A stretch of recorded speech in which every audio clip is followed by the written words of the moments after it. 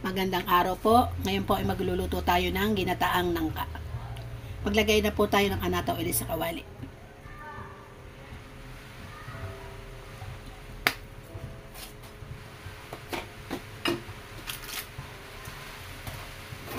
Isa po tayo ng sibuyas at bawang.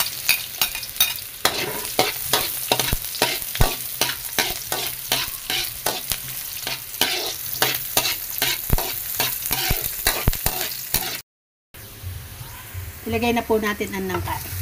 Ito pong nangka inihalbos ko na.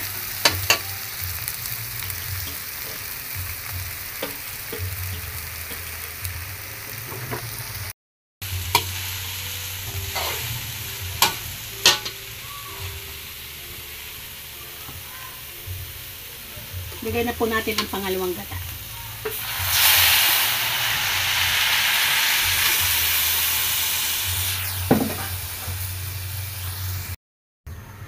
Maglagay na po tayo ng asin.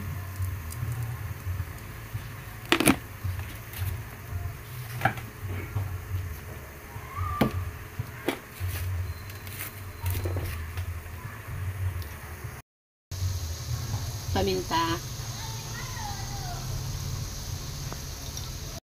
Takpan po natin. Ilagay na po natin ang kakang gata o unang piga.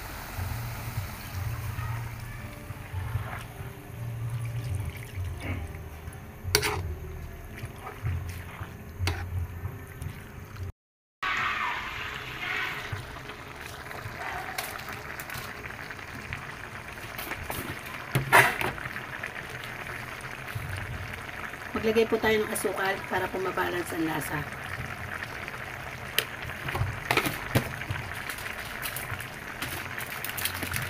Maglagay din po tayo ng seasoning.